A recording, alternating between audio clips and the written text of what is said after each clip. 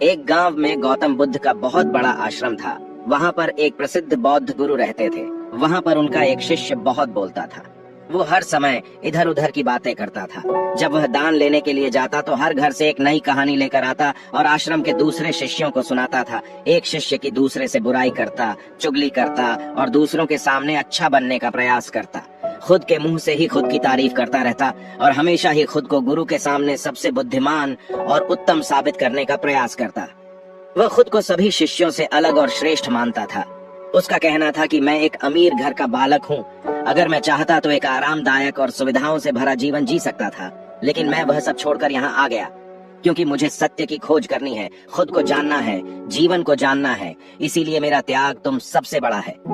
एक दिन गुरु ने आश्रम के सभी शिष्यों को बुलाकर कहा, आप सभी को अगले 1 माह के लिए कोई न कोई संकल्प लेना है। इससे आपकी संकल्प शक्ति मजबूत होगी और आप में आत्म शक्ति का संचार होगा। आप सभी अपने सामर्थ्य के अनुसार कोई सभी संकल्प ले सकते हैं और यदि 1 माह से पूर्व आप में से जिसका भी संकल्प टूट जाएगा तो वो अपनी पुरानी दिनचर्या में वापस आ जाएंगे।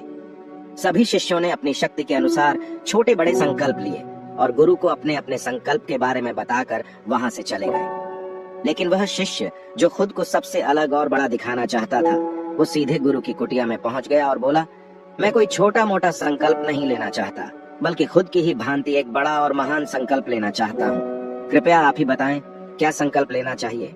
उसकी यह बात सुनकर गुरु मुस्कुराए और बोले, क्या तुम मेरे द्वारा दिए गए संकल्प को पूरा कर पाओगे? क्या तुम्हारे लिए उसे पूरा करना संभव होगा? शायद नहीं, वो तुम्हारे लिए संभव नहीं है। तुम उसे पूरा नहीं कर पाओगे, इसीलिए तुम खुद ही कोई संकल्प ढूंढो। शिष्य ने कहा, नहीं गुरुदेव, आप जो भी संकल्प मुझे देंगे मैं जरूर उसे पूरा करूंगा। गुरु ने कहा, ठीक है, तो तुम अगले 1 माह तक चुप रहोगे, मुंह से एक शब्द भी नहीं निकालोगे, यही तुम्हारा संकल्प है। शिष्य ने कहा, गुरुदेव, ये भी कोई संकल्प है? ये तो बहुत ही आसान है। 1 माह तक चुप ही तो रहना है। आप कोई बड़ा संकल्प दीजिए जो मेरी योग्यता के लायक हो, जिसे पूरा करने में मुझे समस्या हो। गुरु ने कहा, पहले तुम इस संकल्प को तो पूरा करके दिखाओ। शिष्य ने गुरु की बात मान ली और वह उसी समय चुप हो गया और पलटकर कुटिया से बाहर चला गया। उसे चुप रहना बहुत आसान लग रहा था। उसने एक दिन तो जैसे तैसे चुप रहकर काट लिया, लेकिन दूसरे दिन से उसके मन में ना बोलने का बोझ बढ़ने लगा।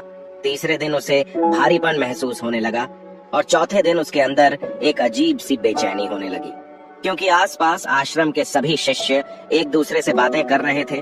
वो भी अपना पक्ष उनके सामने रखना चाहता था, उनकी बोलती बंद कर देना चाहता था, लेकिन उसका संकल्प उसके आड़े आ रहा था। इसीलिए वो पूरे दिन सिर्फ मुंह और आंखें बनाता रहता। इसी तरीके से कुछ दिन और बीते और वह शिष्य बीमार पड़ गया। उसका सिर फटा जा रहा था, उसका खाने पीने तक का मन नहीं कर रहा था, वह सिर्फ बोलना चाहता था। वह गुरु के पास गया और उनके सामने बैठकर लिखकर उन्हें बताया, गुरुदेव, मैं बोलना चाहता हूँ। बिना बोले, मुझे सांस नहीं आ रही, मेरा दम घुटता जा रहा है, मैं अंदर ही अंदर पागल हुआ जा रहा हूँ, मैं क्या करूँ? संकल्प तोड़ दूं क्या? यह पढ़कर गुरु मुस्कुराए और बोले, संकल्प तो तोड़ने के लिए ही होते हैं, लेकिन जो अपने संकल्प को पूरा कर लेता है वही अपनी आंतरिक शक्ति को बढ़ाता है, और जो अपनी आंतरिक शक्ति को बढ़ा लेता है वो समझ और जागृति की राह पर आगे बढ़ जाता है। संकल्प का लेना भी तुम्हारे हाथ में था और इसे तोड़ना भी तुम्हारे ही हाथ में है। तुम्हारे बहुत से भाई अपने संकल्प को तोड़कर अपनी पुरानी दिनचर्या पर वापस आ चुके हैं। अगर तुमसे नहीं हो पा रहा तो तुम भी संकल्प तोड़ कर अपनी पुरानी दिनचर्या पर वापस जा सकते हो। लेकिन याद रहे, अगर आज तुम इस छोटे से संकल्प को नहीं संभाल पा रहे तो तुम अपनी बाकी की पूरी जिंदगी को कैसे संभाल सकोगे? बाकी फैसला पूरी तरह से तुम्हारे हाथों में है। गुरु की यह बात उस शिष्य के दिल में चोट कर गई। वह बिना कुछ बोले वहां से वापस चला गया और खुद को अपनी कुटिया में बंद कर लिया। वह केवल अपने जरूरी कामों के लिए ही कुटिया से बाहर निकलता, बाकी सारे समय कुटिया के अंदर ही बैठा रहता। 15 दिन बीत चुके थे और आश्रम के लगभग सभी शिष्यों का संकल्प अब तक टूट चुका था, लेकिन उसका संकल्प अभी भी जारी था। संकल्प लेने के बाद से अब तक उसने एक शब्द भी ना बोला था। सारा आश्रम हैरान था कि इतना बोलने वाला इंसान चुप कैसे हो गया। 15 दिन बीतने के बाद वह दोबारा अपने गुरु के पास गया और लिखकर बताया है, गुरुदेव, मैं बाहर से तो चुप हूँ, लेकिन मेरे भीतर बहुत सी आवाजें हैं, बहुत सी चीख पुकार और शिकायतें हैं। मैं अंदर ही अंदर बात करता रहता हूँ। मेरा मन तरह तरह के प्रश्न पूछता रहता है। मैं बाहर से जितना मौन हूँ, भीतर से उतने ही शोर शराबे से भरा हुआ हूँ। क्या इस तरह से मेरा संकल्प अभी भी जारी है? गुरु ने कहा, हाँ, तुम्हारा संकल्प अभी भी जारी है, लेकिन जब तक लोगों की ये आवाजें तुम्हारे कानों में पड़ती रहेंगी तुम्हारा मन बोलता रहेगा, क्योंकि इसे तो आदत है बोलने की। तुम भले ही बाहर से चुप रहो, लेकिन तुम अंदर ही अंदर बोलते रहोगे। तुम्हें इन बातों से, इन आवाजों से दूर जाना पड़ेगा। शिष्य गुरु को प्रणाम कर वहां से चला जाता है और सुबह होते ही अपनी कुटिया छोड़कर जंगल की तरफ चला जाता है। कई दिन बीत जाते हैं, संकल्प का समय भी पूरा हो जाता है, लेकिन शिष्य लौटकर नहीं आया। आश्रम में सभी को डर था कि कहीं जंगली जानवरों ने उसे खाना लिया हो। इस बीच उसे ढूंढने की बहुत कोशिश की गई, लेकिन वह कहीं नहीं मिला। सभी गुरु भाइयों ने मान लिया था कि जंगली जानवरों ने उसे अपना शिकार बना लिया है, लेकिन गुरु को ऐसा नहीं लगता था। एक दिन आश्रम का एक अन्य शिष्य गुरु के पास आया और बोला, गुरुदेव, हमारे उस अधिक बोलने वाले भाई के साथ क्या हुआ होगा? क्या जानवरों ने उसे मार दिया होगा? गुरु ने कहा, हो सकता है कि जानवरों ने उसे अपना शिकार बना लिया हो, लेकिन उसके न लौटने की एक दूसरी वजह भी हो सकती है। शायद उसे वो मिल गया है जिसके लिए वह गया था। फिर शिष्य ने पूछा, गुरुदेव, क्या ज्यादा बोलना इतना हानिकारक होता है? गुरु ने कहा, इंसान के जीवन के बहुत सारे दुखों में से एक दुख ये भी है कि वो कभी चुप नहीं रह सकता, हमेशा कुछ न कुछ बोलता ही रहता है। सिर्फ हमारे बोलने के कारण हमारे आधे से ज्यादा दुख पैदा होते हैं। परिवार के अधिकतर झगड़ों की वजह हमारा बेमतलब बोलना ही होता है। हम में से कोई भी चुप नहीं रहना चाहता, हम बस सामने वाले को सुना देना चाहते हैं। जो भी हमारे मन में है सब निकालकर उसके मन में बैठा देना चाहते हैं। उसे समझा देना चाहते हैं कि देख, तू गलत है और मैं सही, और इस तरीके से सब एक दूसरे की सड़ी गली बातों को ग्रहण कर रहे हैं।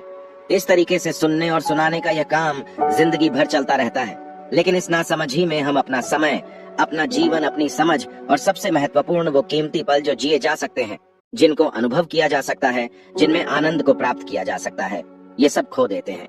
लेकिन इसके बदले हमें मिलता क्या है? कुछ नहीं, सब व्यर्थ और बर्बाद हो जाता है। इस पागलपन में हमने क्या खो दिया, इसका एहसास केवल कुछ ही लोगों को हो पाता है।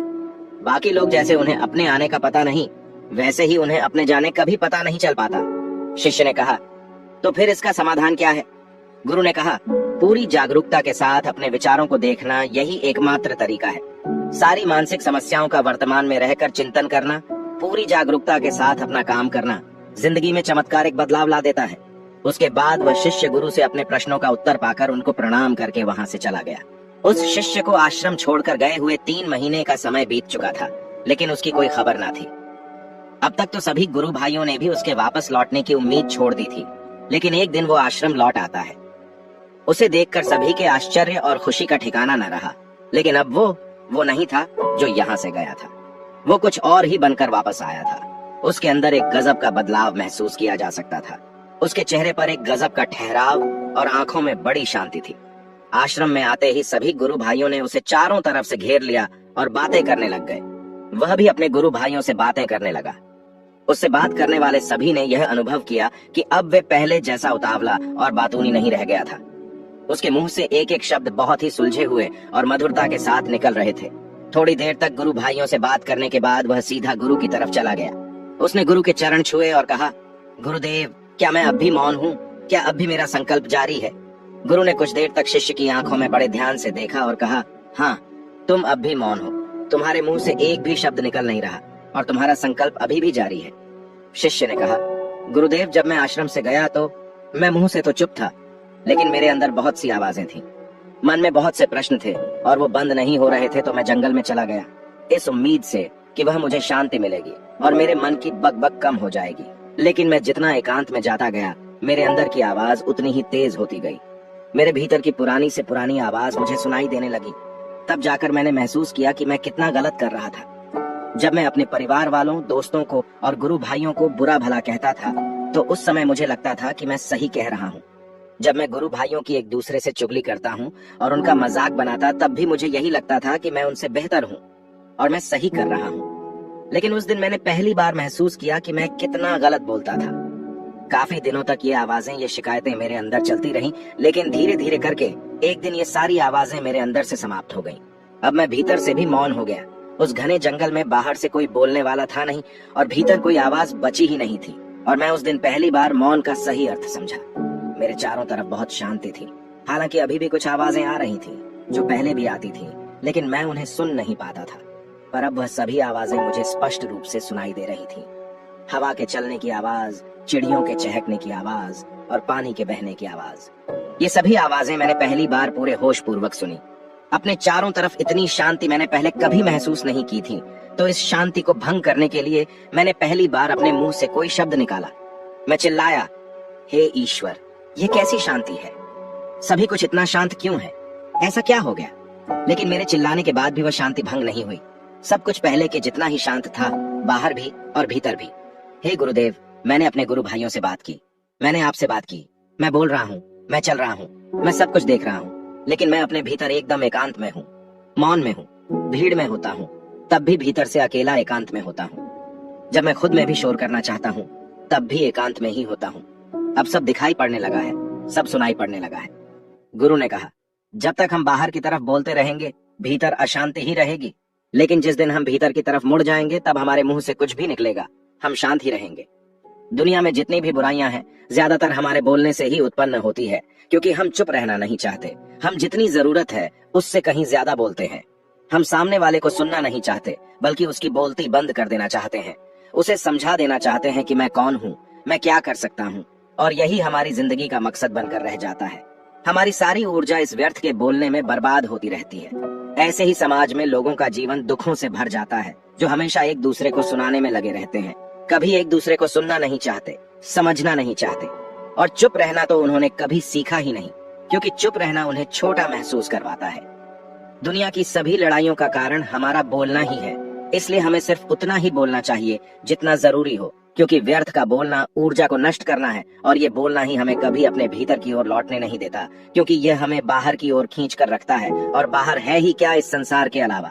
लेकिन अगर अपने भीतर के संसार की ओर मुड़ना है, तो इस मुंह को बंद ही रखना चाहिए।